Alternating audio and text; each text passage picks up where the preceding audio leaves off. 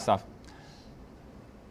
So we're going to talk about the basics of animating things in Blender today, and specifically not just moving something from point A to point B, but actually controlling it, looking at how we can control things like velocity, position, rotation, all that other good stuff.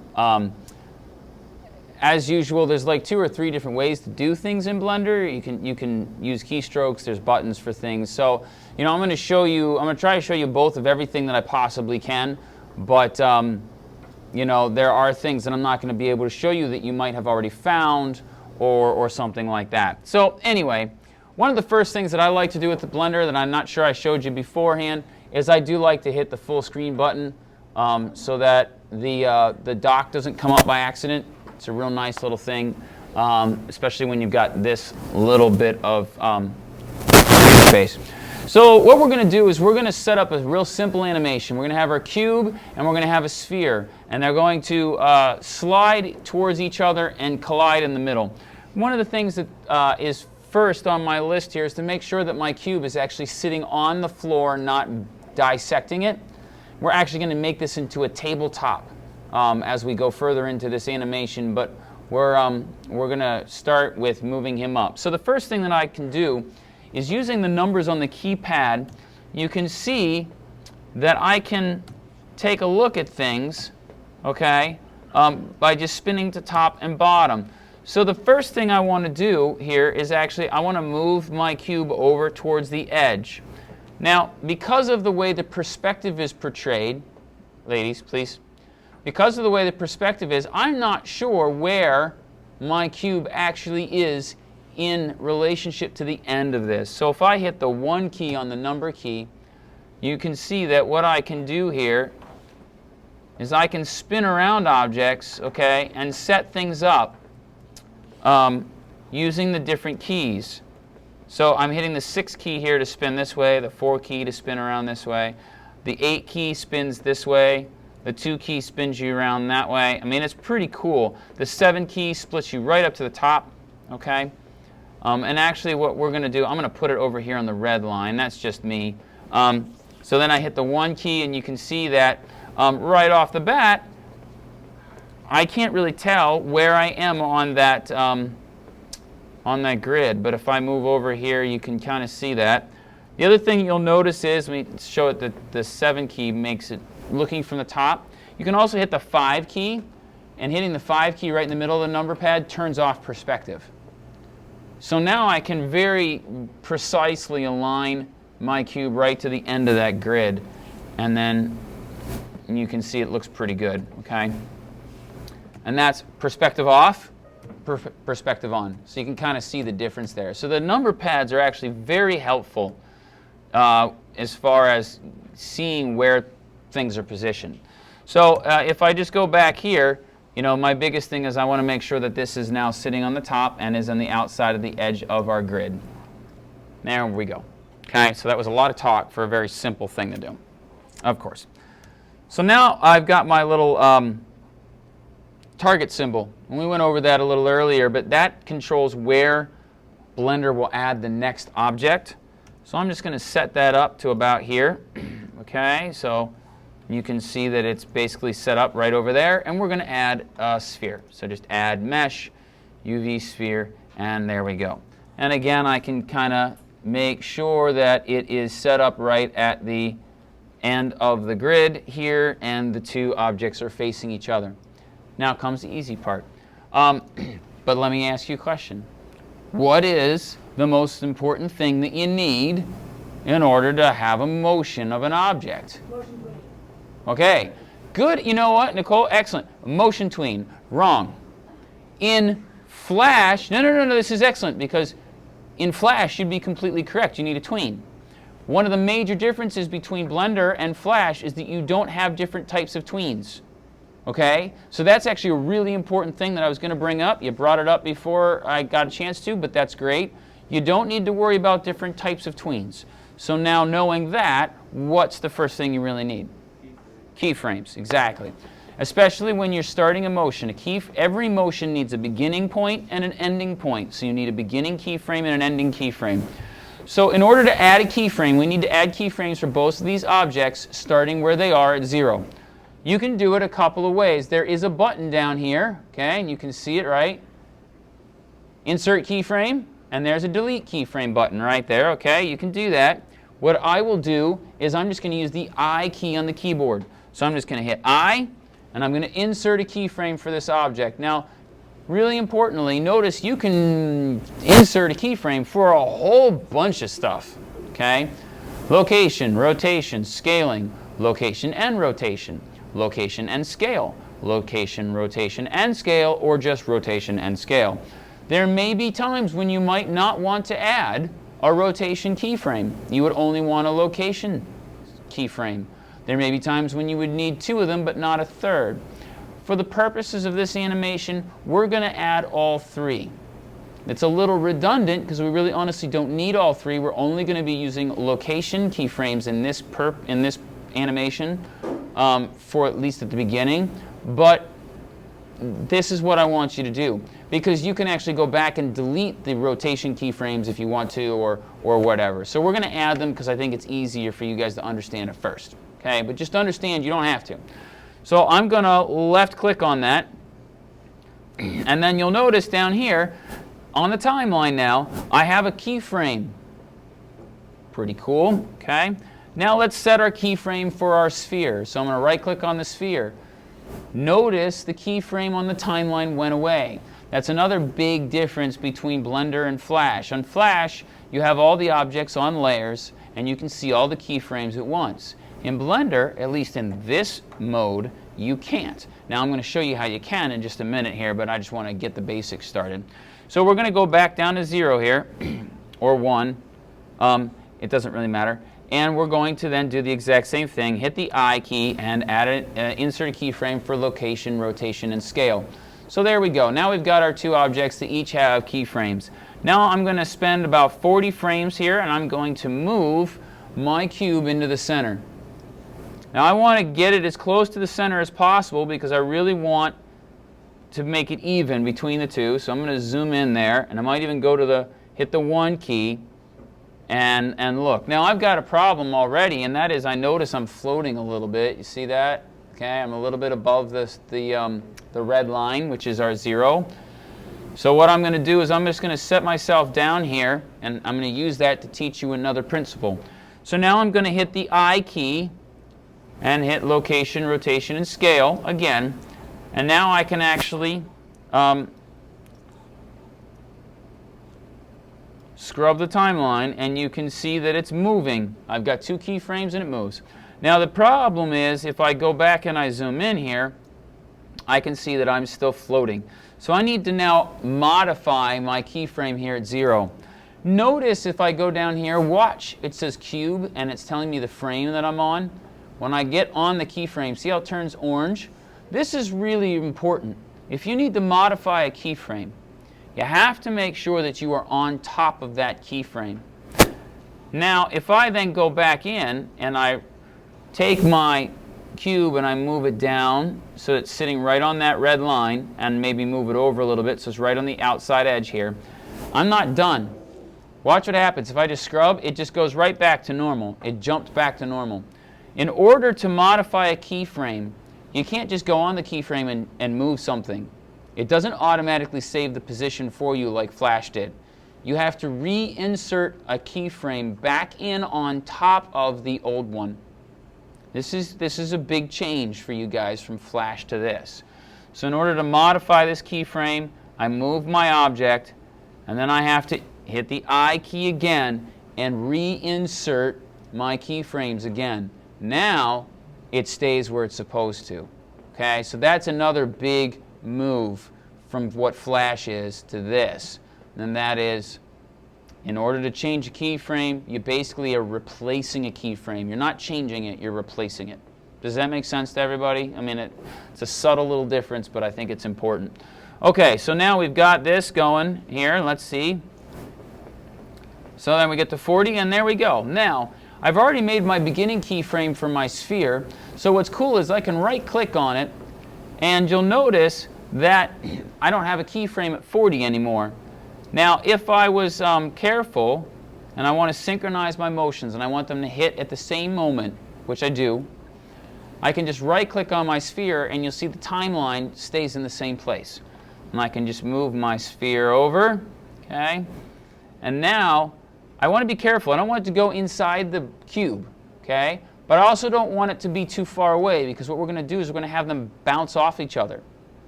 So I have to make sure that it just touches it, right? But if it goes inside it, that'll look weird, obviously. And if it doesn't touch it, you'll see, because there will be shadows and stuff that will tell you that they didn't touch. So again, I'm going to use the 1 on the keyboard, and I'm going to zoom in here. Option-Shift lets me slide around, and I'm going to slide this over until it just touches. Now, I'm also finding out here that I'm floating above the red line, so I need to fix the same thing I did before. So I'm going to hit I, insert my keyframe, location, rotation, and scale.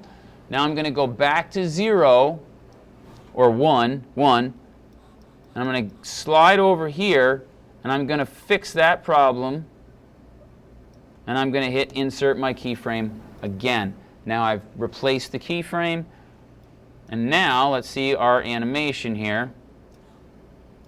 And you can scrub the timeline, and they both connect. Now, what happens after two objects hit each other? They're going to bounce off. Okay, so let's make them bounce off. This is really simple. You're getting the idea here. So I'm going to go backwards like this, and I'm going to hit insert a keyframe again, and there we go. So now the sphere is bouncing off the cube. Now, here's an interesting, it's time to stop and talk a little theory here. When two objects hit each other, and one object weighs considerably more than the other or has more friction than the other, it can break the other one, or let's just talk about position, okay? If you're running along the road and you're not watching what you do when you hit a light post, does a light post move at all? Not really. It might wiggle a little bit, but it doesn't actually get ripped out of the ground, right? But what happens to you, you bounce off of it, okay? So it's a big consideration when you're animating things to think about things that have more mass and things that have more friction. So if these things are sliding across this surface, whatever this surface is, the cube has more friction, theoretically, because it's got more touching the surface, because it's flat, whereas a ball will roll easier. Now, I know we're not making the sphere roll, but just stay with me on this. So the cube, therefore, should it move less or more than the sphere on the bounce back? Theoretically. Less, assuming equal mass. However, if the sphere is made of like a sticky rubber or something like that, and the cube is made of glass or foam, that could obviously be very different, right? So it's just in theory, but it's important to think about that. What is this object made out of? How are they going to interact? Because Blender's not going to do that work for you. You need to think about those things. So now I'm going to right-click on my cube, and I'm going to make it slide back a little bit, and we'll just hit Insert, Location, Rotation, and Scale. So now let's take a look. Let's take a look at our animation. Let's play it. Now, with two simple objects like this, we can hit play on Blender, and Blender will do a good job of playing it in real time. Once you start getting lots of objects in here and Blender's memory is running kind of low and it's really heavy duty on the processor, you're going to have to actually render out a movie to test. We'll deal with that later, but here we can actually hit play. So let's just watch, and I want you to really look at the motion because there's going to be some problems with it that we need to fix. So take a look.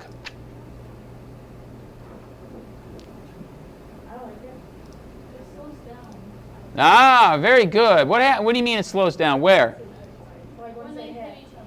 And so it slows down as they come toward the collision point. They slow down, don't they? It should be right after. It's like the same speed when it bounces off.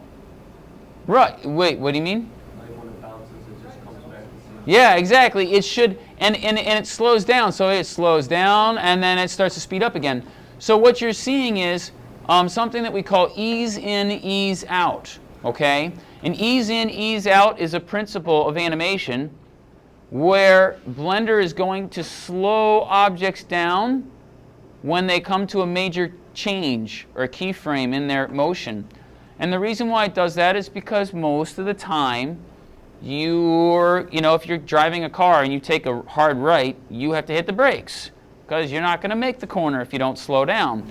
So in that case, ease in, ease out works really well. In this case, in a collision, it's not going to work so well.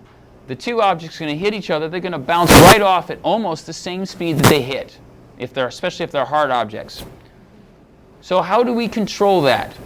Well, what we need to do is there's nothing really here that can help us control that. We need to go up to our default, and whenever we start animating things, before I even did all of this, I would move to animation. Now, I didn't move to it until now because I wanted to be all dramatic and stuff about what you see. So I'm going to move to animation, and it's going to give me two new windows over here which are going to be very important. The top one is called the dope sheet. The dope sheet. I don't know why it's called dope sheet. It's called the dope sheet. Okay? And it's pretty helpful. The bottom one is called the F-curve editor, and it's also extraordinarily helpful. Now, let's focus in on the F-curve editor first, and then we'll deal with the dope sheet second. So, if you notice the dope sheet here, okay, you'll notice that it says cube. Okay? Ladies, please. If I right-click on the sphere, you'll notice that the cube goes away and we see the sphere. These curves correspond to the action that's happening in the scene. So, let's work on our cube first and foremost. Let's take a look. We can open this up here and we can see all of the things that we've keyframed. Rotation, scale, and location. Now we haven't really changed the rotation or the scale, so I'm going to turn those off by clicking the little eyeballs, and now they're gone. And let's take a look in here and see what we've got. We've got three lines, a red line, a green line, and a blue line. And you'll notice that those will correspond with blue, green, and red here, codes for the location. But do you see any change in the green or the blue? Only the red. Why is that? Yeah, I only moved it along the red axis, which is our x-axis. So that's the only thing that changes, right? It makes sense.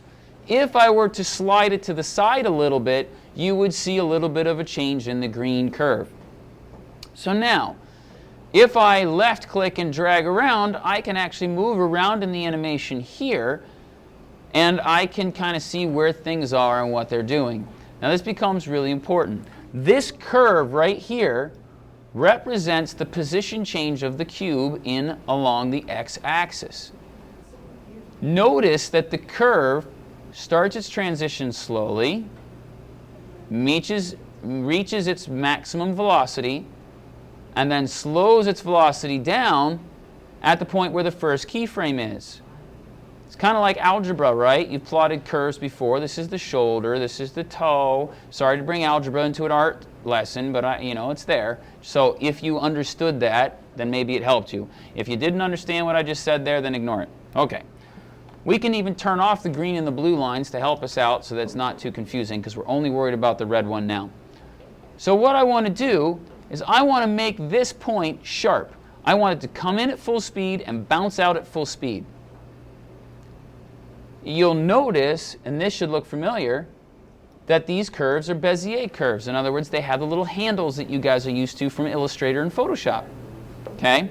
So what we're going to do, and this is where it gets a little weird, you right-click on the point that you want. Just a real quick right-click. Do not right-click and drag. Watch what happens if I right-click and drag. I'm changing the position. Yeah, oops. That's going to mess me up big time. Okay? Just right-click to select it real quick. Right-click. That gets rid of all the others. Now, I'm going to go in here and I'm going to right-click on the handle and start dragging. Now, here's another weird thing about the way Blender works. After you start dragging, you guys can't see it, but I've lifted my finger off the right-click button. You would think that it would stop dragging. No. It keeps dragging until you left-click to hammer that down. Okay? So I'm going to get that as close in as possible and left-click. Boom. Now I'm going to do the same thing here. Whoops, I left-clicked by accident. Right-click, drag in, all the way so that it's sharp. Now notice what I've got. High velocity in, high velocity out. Let's take a look at the animation. And this would actually be kind of fun because the sphere is going to still do its old thing. So the cube will be done pretty close to correct, and the sphere is not. And it'll be pretty noticeable. So they go in, boom. You see the disconnect between the sphere? Because the sphere is doing the old thing. Yeah, it's still a little weird. Now, part of the problem is, one of the reasons why it's still a little weird is because it's kind of accelerating rather slowly at the beginning of the animation. So let's say we wanted to get rid of that. That's easy. We go down to the first keyframe here, right-click on it to get the handles, then right-click and drag, left-click to lock it in. Make this a little bigger so you guys can see, and let's go back and let's play. So now you can see that it is moving with a consistent velocity the entire time until it hits. And then it bounces back with a consistent velocity, but then it slows down before it stops completely. And I think we should keep that, yes? Okay? Let's do the same thing with the sphere, because I think it'll look better with the sphere. So now watch. Same exact, hold on a second, hold on to the question. Same exact thing with the sphere. Right-click. We're going to open it up.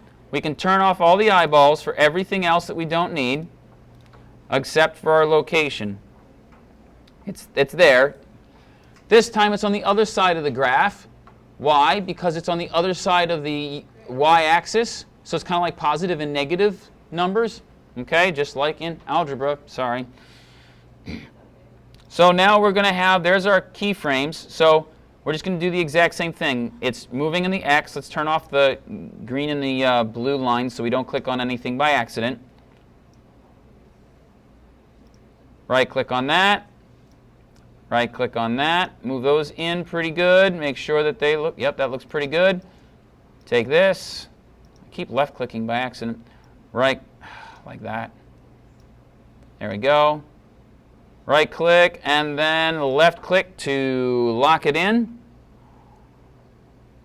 Now I've got a totally different velocity curve. And let's take a look at the animation now. Ah, yeah, there we go. Now they're at least moving in a uniform way, and they're both bouncing off of each other in a way that's relatively natural. But let's say I wanted the collision to be a little bit more violent and a little bit faster. Like a car crash. Like a car crash. We're not going to go quite that fast, but we're going to make it a little bit faster. So I could try and move the keyframes here by right-clicking on the point and moving it to the left. That would make it faster. The problem with that is it's really hard not to move the position as well. So that's where the dope sheet comes in. So I go up here, and you can see I've got the sphere and the cube. So I'm going to zoom in with the scroll wheel, slide left with Option Shift, just like you do. Ladies, stop. Will not ask again. And now I can right-click on just a certain keyframe, okay? And I can drag it to the left, which is going to shorten the time that it takes to do that. Okay? So let's make it minus about 10 frames here. And left-click to lock it in. Now notice it's telling me here that these two keyframes, they were in line. Now they're not. See that orange line? And it's kind of changed color there.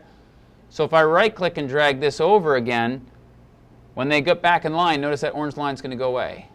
So now it's told me that my keyframes are synced up again. Now I also have to adjust the ending keyframes or else the bounce back will look really odd. So right-click and drag and then left-click. Let's see what the timing looks like now. Okay?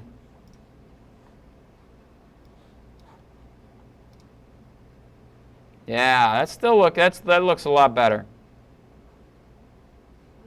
I think the bounce back is a little too fast compared to the initial velocity of the two objects.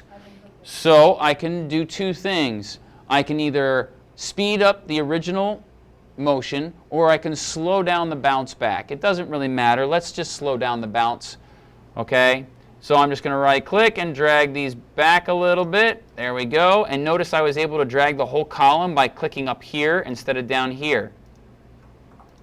Okay, which was a lot easier. Now let's play it again. Now I think they're in sync. Let's look at this. Yeah, that looks really good. But now, let me go with one last thing. Rarely in real life do things ever happen quite as precisely as they're happening here. Okay?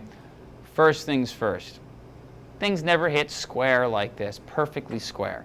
So when they hit off-centered or slightly off square, what happens? Do they go bouncing back in a straight line? No, diagonal. Yeah, they'll go a little diagonal, they'll twist, they'll rotate a little bit. Now, we haven't dealt with the sphere rolling and stuff like that, so we're not going to deal with that. Let's just look at the cube. So what I'm going to do is instead of having it bounce straight back, let's have it move in a different direction a little bit. But because I've kind of fine-tuned the simple motion now, as I add another dimension to it, the speed and everything should still be pretty good. So what I'm going to do is I'm just going to move it slightly up like this, and then I'm going to grab the rotate manipulator, and I'm just going to give it a slight spin like that. Now I have to remember to insert my keyframe, location, rotation, and scale. Now you're going to be glad that you did all three. Because if I insert a rotation keyframe now, but I didn't have one before, it would then just be twisted the whole time. Okay?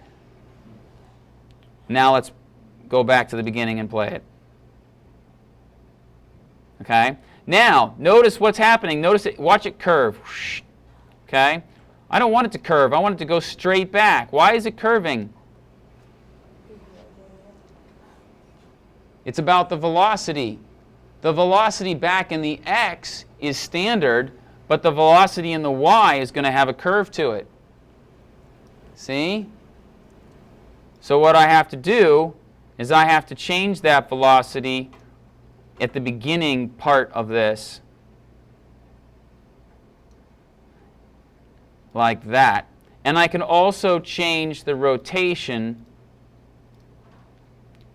See the blue line here, the rotation? Okay? I don't want the rotation to really slow down towards the end. I want it to start maybe a little slower. Well, not really. We'll just make it go fast. So I'm going to make the rotation just immediately go from start to finish here with the blue line. Okay, so now let me turn off all these because I'm accidentally clicking on other things. So now it's going to start that rotation immediately. It's not going to ease in, ease out the velocity of the rotation either. And should look a lot better. Yeah, that looks a lot better now. Okay. Now obviously the sphere is still bouncing back the straight and everything. We'll deal with that later. Okay. But you can kind of see how the motion is a lot more realistic. Okay. So really quickly, and then I'll take your questions. So hold on to it. Don't forget it. 1. Inserting keyframes. I key. With the I key, you can insert keyframes for all sorts of things. Okay. The other thing about the I key, if you want to insert the keyframe, I didn't say this, you have to have the mouse hovered over this view here. If the mouse is over one of these things, the I key can mean a different thing. It's still inserting keyframes, but you can insert keyframes for things that are in these windows. Oops, okay, and we'll get to that later. So just make sure the mouse is over here, or just hit the little button down here, okay? Secondly, the dope sheet changes the distance between keyframes. You can also drill them down. You can also open these things up, and you can see everything, okay? Which is cool. I mean, it's really cool. It shows you everything that's changing and not changing. And then lastly, the F-curve editor allows you to adjust the velocity of your different motions, whether it's position, rotation, or scale. You can choose to let it accelerate, or you can choose to have it be in motion immediately at speed. Does this make sense overall? I know it's a lot. As you start to use it, it'll make more sense. Yes?